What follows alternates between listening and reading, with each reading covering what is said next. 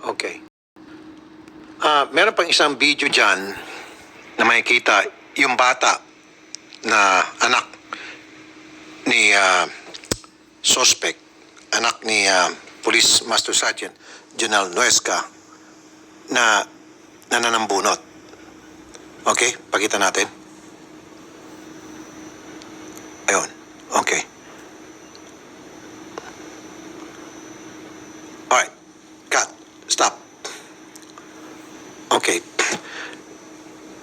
Marami sa inyo nagsabi na ang nag-provoke talaga dito ay yung bata. True. Pero hindi ko po sisisihin yung bata at dapat po hindi natin sisihin yung anak ni Police Master Sergeant Jonel Nuesca. Dahil number one, yung bata ho isinama ni Sergeant Nuesca sa eksena. Hindi naman pupunta yung bata niya kung hindi sinama nung tatay niya. Pangalawa, merong old saying na what monkey see, monkey do. Ang ibig sabihin po niyan, kung ano nakikita ng mga bata, ginagawa nila. Ano nakikita nila sa kanilang bahay, ginagawa nila. So, ibig sabihin, kung ano po yung pagmulat ng mata ng bata na kanyang nakagisnan, yun lang po ang ginagawa niyang pag-react sa any given situation. In this case, violente po ang pamamahay ni Police Senior Master Sergeant Nuesca na ever since talagang nasa Zoom? Nasa Zoom meeting daw po ang mga taga-iya, sir. Okay. Sige, mag-meeting pa more kayo. Alam niyo itong mga taga-iyas, nung panahon pa nang nasa kabilang istasyon po kami, Gamit ang Tough Mama Appliances, ang reliable home buddy mo. Mabibili ito sa mga supermarket. ang sertipikadong marderer po ito. And then, Tapos, yung tapong, opo, yung anak ko po. Anak kong 12 anyos lang po. 12 years old, sasagasaan niya. Opo. Okay. Tapos, meron din pong pangyayari na nakainom po siya, bigla po niya sinugod uli si Frank. Ang sabi po niya, mayayabang kayo, ganito, ganyan, nagmura po siya. Gusto niyong ilabas ko yung pagkademonyo ko. Yun po ang sabi niya, may record din po kami nun sa pulis. Naka-blatter po yun. Opo, naka-blatter po yun. Meron din po kaming video nun. Okay, yung pong tinangka niya sa gasaan yung inyo pong kapatid at pamangkin, ano po nag-provoke sa kanya noon? Ba't niya ho nagawa yun? Hindi ko po alam, anak ko po yun. Anak ko po yun, sir. Yung Kaya po. 12 anyos. Okay, anak, pamangkin po ni Frank. Okay, bakit niya po Opo. nagawa yun? Hindi ko po alam, sir. Oh, okay. Now, ma'am, nabanggit niyo sa amin kanina sa baba, nagmula po ang gusot na ito, lahat ay sapagkat meron pong ibinebentang lupa yung inyo pong mother. Opo. Si Nanay Sonia kay pulis. Opo. Opo. And then, hindi po nagkaunawaan hanggang sa bandang huli, si Nanay ni-refund na lang po yung 40,000 para tapos ng problema. Tama? Opo. However, Ganito po yun, sir. Sige po. Nagbenta po yung nanay ko ng lupa para po magka-right of way sila. Di binili naman po nila. Humingi po ng 40,000 yung nanay ko para po sa titulo.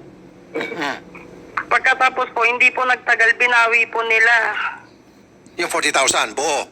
Opo, buong-buo po yun. Nakaano rin po yun sa barangay. Sa barangay ho, nagkasolian po ng pera. Okay. After noon, kinasuhan niya yung mother ko ng mangloloko, ganyan. Ang dami niyang inaano sa nanay ko. Teka muna, matapos niya matanggap yung pera, yung refund, saka siya nagkaso. Opo. Oh, paano pa maging estapa yun?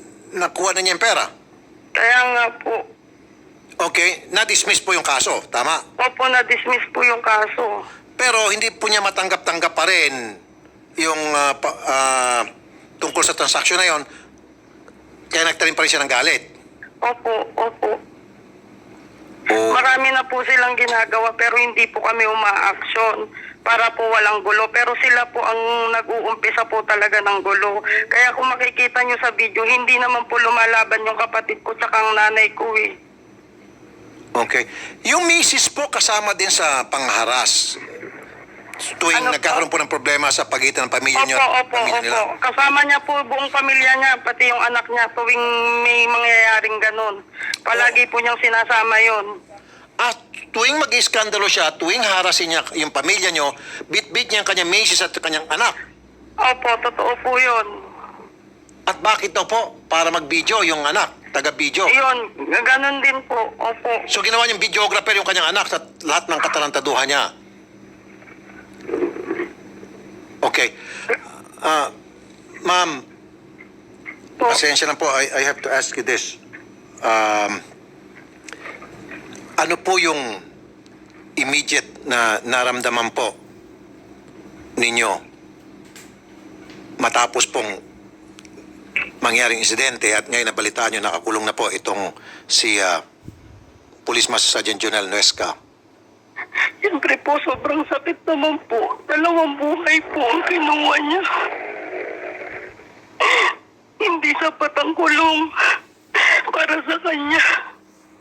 Kasi 2 buhay po yung kinuha niya sa amin.